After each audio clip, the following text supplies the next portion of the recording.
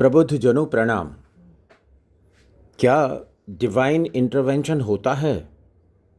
Divine intervention का शाब्दिक अर्थ तो दैवीय हस्तक्षेप होता है। क्या दैवीय हस्तक्षेप को ही प्रकृति का न्याय कहते हैं? प्रकृति तो जड़ तत्व है और न्याय विवेचना और चेष्टा से जुड़ा हुआ है। अतः प्रकृति अपने आप से न्याय नहीं कर सकती। तब इस phrase nature as final arbiter का कोई अर्थ है क्या? विचारने का प्रयास करते हैं। हस्तक्षेप तो लौकिक संदर्भों से जुड़ा लगता है। आमतौर से तो लगता है कि डिवाइन या कहें परमात्मा कोई हस्तक्षेप नहीं करते। वो न्याय जैसा भी कुछ नहीं करते, क्योंकि वो न्यायाधीश नहीं अपितु कृपाधीश हैं। न्याय को अधिकार के साथ न्यायाधीश से मांगा जा सकता है, कृपा अधिकार पूर्वक नहीं मांगी जा सकती। इन सब बातों को निष्कर्ष की ओर ले जाएं तो क्या हम कह सकते हैं कि परमात्मा की कृपा को ही संभवतः न्याय कहते हैं? और क्योंकि भौतिक नेत्रों से प्रकृति ही प्रकट है, अतः परमात्मा की कृपा अधिकतर इस तरह दिखती है जैसे यह प्रकृति ही न्याय कर रही है, क्योंकि यह प्रकृति परमात्मा की ही सेविका है और उनकी कृपा को अपने द्वारा दिए या किए न्याय के रूप में दर्शाती है। संभवतः इसे ही हम दैवीय हस्तक्षेप कहते हैं, परंतु है यह परमात्मा की कृपा। आत्मा शरीर धारण करने की प्रक्रिया में नई कर्मफल की गठरी बनाता रहता है और ढोता रहता है। केवल समय इस गठरी को समाप्त करता है शनै शनै। कोई गुरु भी सामर्थ्य नहीं रखता कि समय को आदेश दे सके कि इस गठरी को जल्दी से उतार दे। अतः किसी मक्कार गुरु के झांसे में न आए। नासिक वाले अशोक खरात हर जगह भरे पड़े हैं। तब क्या करें जो परमात्मा की कृपा हो जाए? परमात्मा विवेक का अनंत भंडार हैं। मनुष्यों को विवेक दिया है। अन्य हर कोई योनि विवेक शून्य है। बुद्धि तत्व भौतिक है, वह मनुष्य और अन्य जीव सभी में है, कम या अधिक सभी में है। बुद्धि की तो सामर्थ्य नहीं जो परमात्मा के बारे में विचार भी कर सके। बुद्धि की पराकाष्ठा तर्क है और तर्क की पराकाष्ठा भौतिक विज्ञान है, और कृपा भौतिकी के सारे नियमों को ध्वस्त करती है। तो बुद्धि लगाकर तो कृपा मिलने से रही। परमात्मा का तो स्मरण तक भी विवेक से ही संभव है। आत्मा का स्वभाव तो विवेक ही है, पर विवेक को माया आच्छादित किए रहती है। अतः परमात्मा का स्मरण तक भी आमतौर से संभव नहीं। जब भी कृपा बरसेगी, विवेकी पर ही बरसेगी, पर समय और स्थान का चयन विवेकी भी नहीं कर सकता। तो क्या भजन, पूजन, आरती, मंत्रोच्चार, तीर्थ यात्रा, इन सब का कोई अर्थ नहीं है? अर्थ तो इनका है, पर तभी है जब विवेक तत्व कुछ तो माया के आवरण से छूटने की छटपटाहट लिए हुए हो। अन्यथा बुद्धि के बल पर माया का अंबार एकत्र करने वाले और सैकड़ों पीढ़ियों के सर्वाइवल की व्यवस्था करने वाले एक पल में अपने झुंड सहित नहीं मिट गए होते। सब यहीं धरा रह गया। बुद्धि के दम पर माया तो मिल जाएगी, पर कृपा नहीं। मार्च 2026 का आज अंतिम दिवस है। सब अपनी माया बचाने में लगे हैं। न तो माया बच रही है, न स्वयं बच रहे हैं। परमात्मा के झूठे प्रतिनिधि जो बने हुए थे, कुछ भी ना बचा सके। यह सारा तांडव माया का है, उधेड़ कर रख देगी। जो भी संसार भर में स्वयंभू नॉन बायोलॉजिकल हैं, रोक कर दिखाएं। मक्कारी का भाव लिए मायाधीश बनने वाले अंदर से भयभीत हैं। यह माया रक्षा नहीं करती, कितनी भी जुटा लो। जो जितना माया को पकड़े है उतना ही भयभीत है।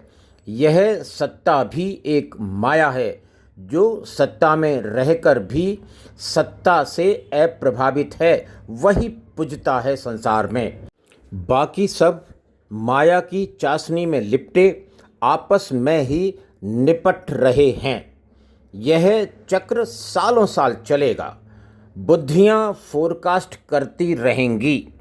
विषय है प्रकृति का न्याय, दैवीय हस्तक्षेप, जिसके लिए सबसे उपयुक्त संबोधन है कृपा।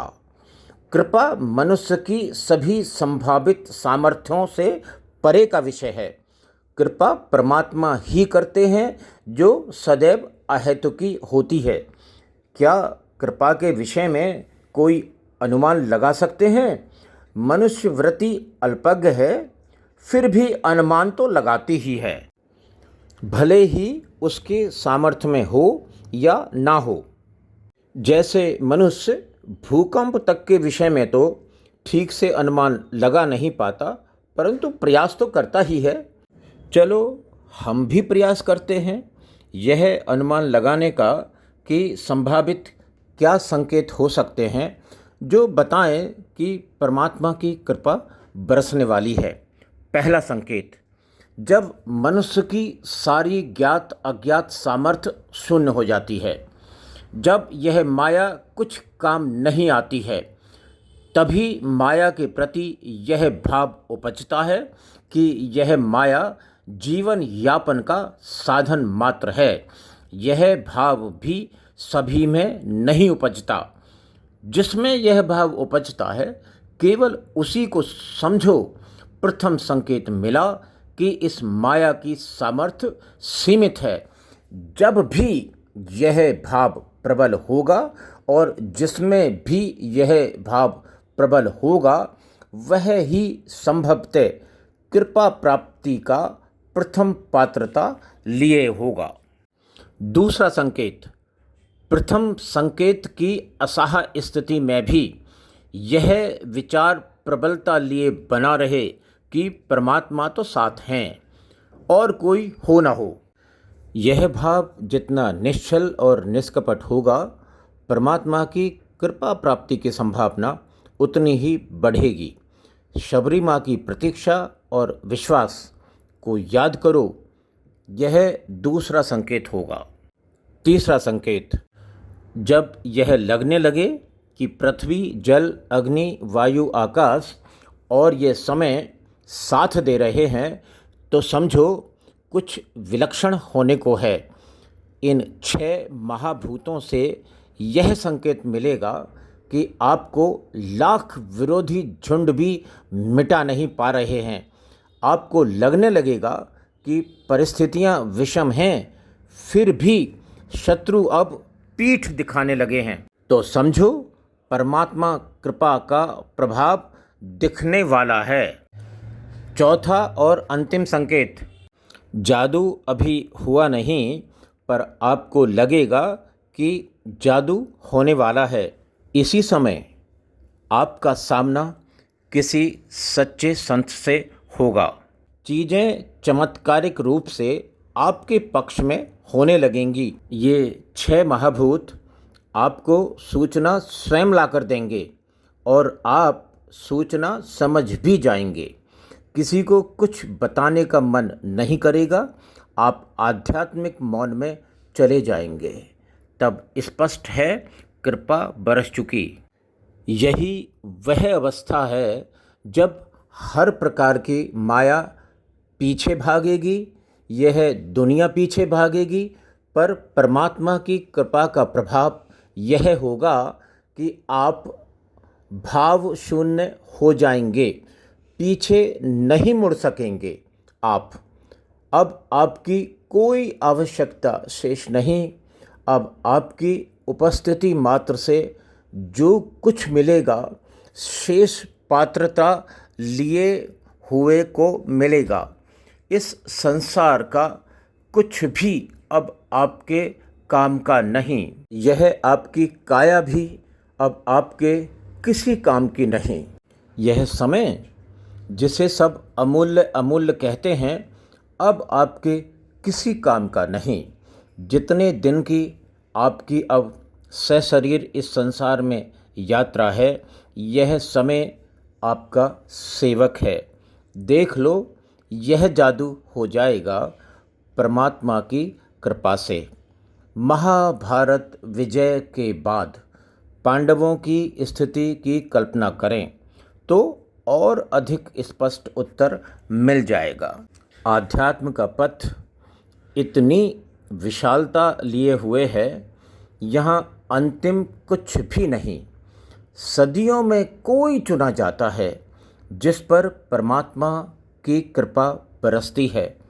यदि आप वह भाग्यशाली हैं तो आपको नमन, आपका वंदन। दुनिया को अब आप हील करो।